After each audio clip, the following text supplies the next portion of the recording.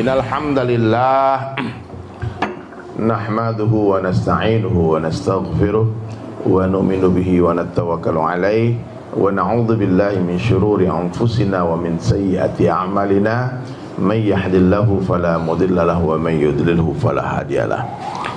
Ashhadu an la ilaha illallah wahdahu la syarika lah wa ashhadu anna Muhammadan abduhu wa rasuluhu la nabiyya ba'da.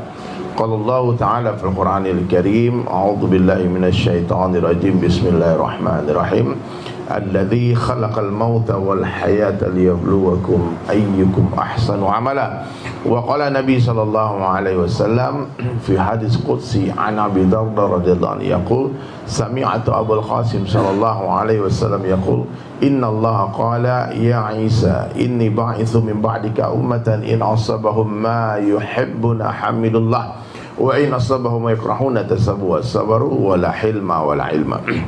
Kaifa yakunu hadza lahum wa la hilma wa la ilma ya Rabb? Qala Allah ta'ala u'tihim min hilmi wa ilmi atau kama qala Rasulullah sallallahu alaihi wasallam. Jadi hadirin sekalian, apa yang dicari manusia hidup di dunia ini, Pak? Nah, ini pertanyaan sederhana. Bapak-bapak ini, abang-abang, mas-mas, mbak-mbak yang hadir di sini, bekerja di perusahaan ini apa yang dicari? Apa? Duit. Jadi duit ya. Kalau ada duit terus kenapa? Senang, bahagia, bisa beli rumah, beli mobil, beli motor. Betul nggak?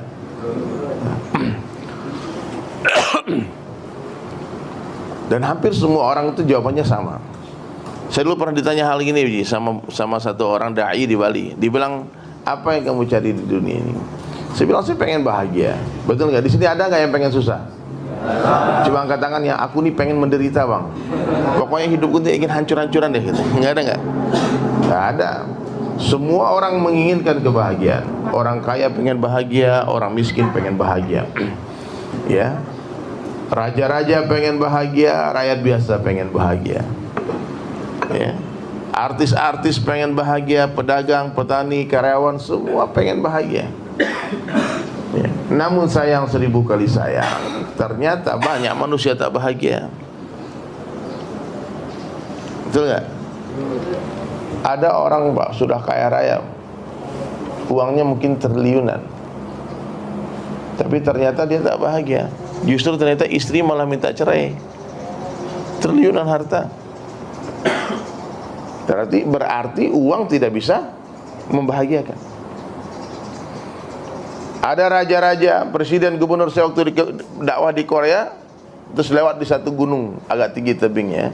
Terus kata supir taksinya, presiden kami beberapa tahun lalu loncat dari tebing ini. Presiden.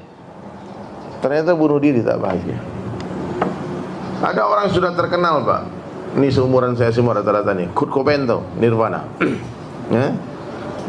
Itu nggak main-main, Pak. Di puncak penjualan albumnya yang tertinggi, menjadi orang paling terkenal di dunia, justru dia tak bahagia.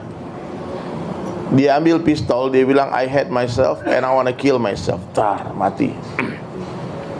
Ternyata kekayaan, popularitas, kekuasaan, ketampanan, kecantikan tidak bisa membahagiakan.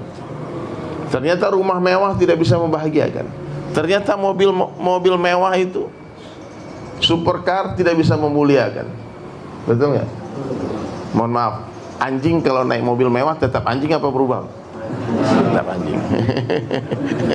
Ini nggak keras ya, cuman saya mau memberikan gambaran bahwasanya benda-benda ini tidak ada hubungannya dengan kebahagiaan.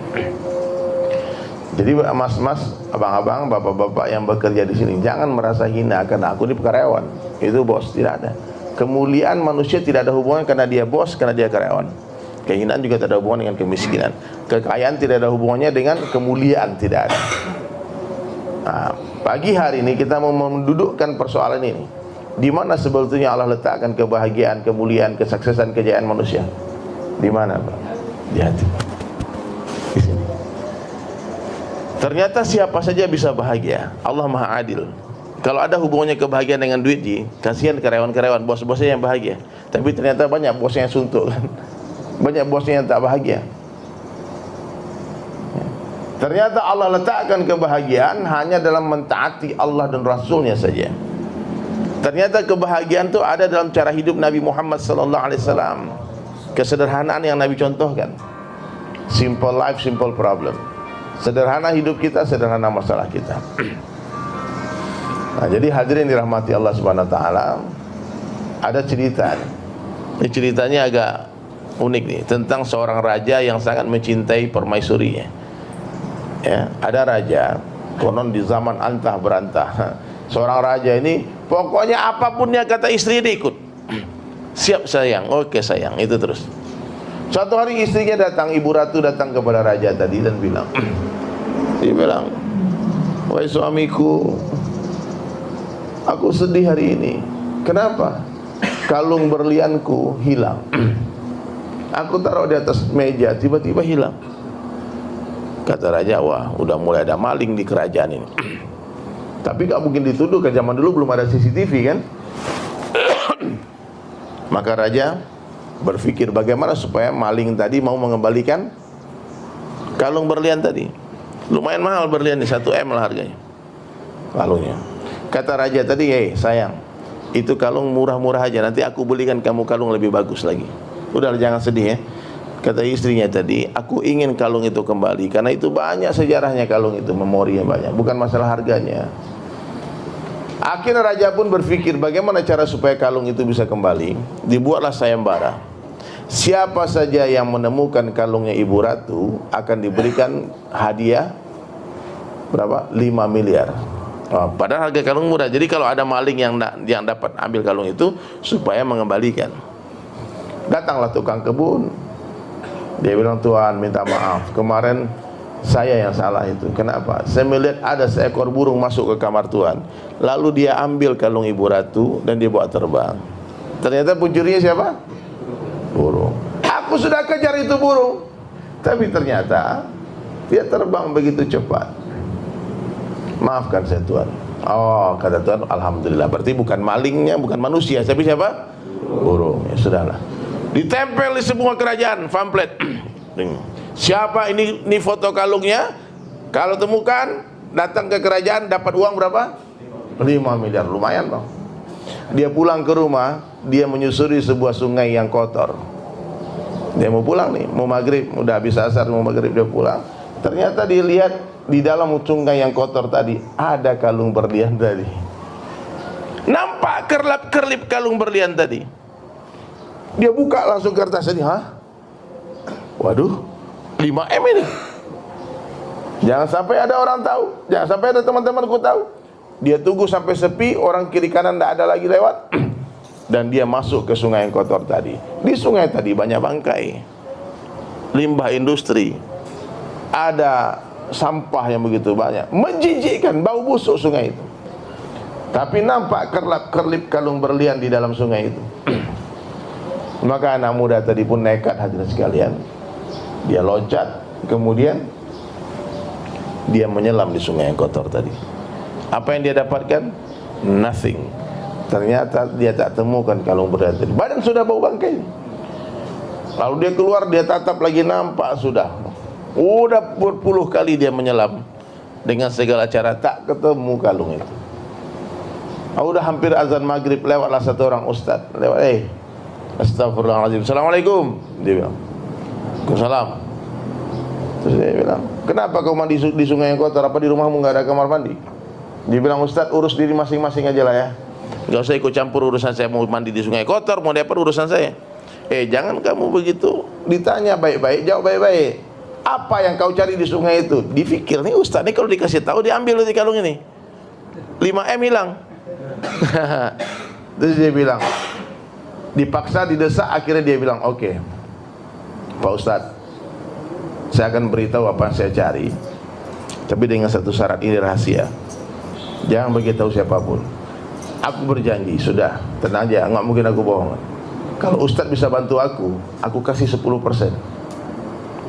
Pelit lagi Pak, sudah rakus, pelit lagi. Apa? Dikeluarkanlah fotonya kalung Ibu Ratu. Ustadz coba lihat, di dalam sungai ini ada kalungnya Ibu Ratu. Makanya aku menyelam.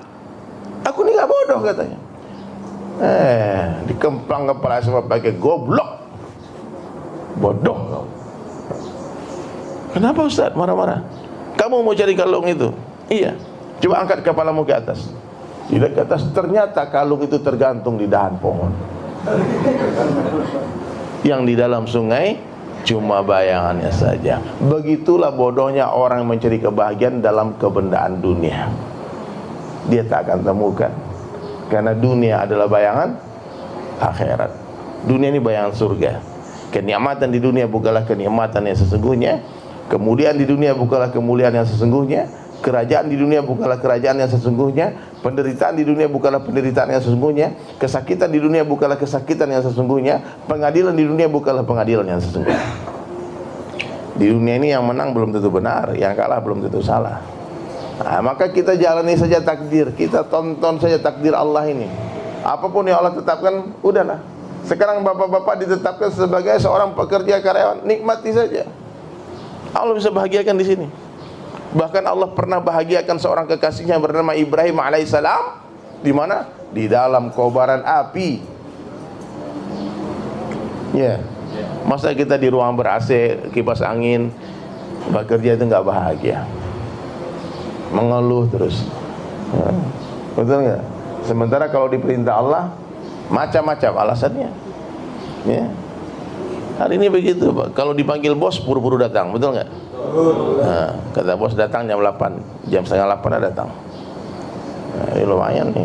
Kalau disiplin, kalau on time datang, bonus banyak dapat kan? Ya, nah. Tapi kalau Allah yang panggil, kenapa pura-pura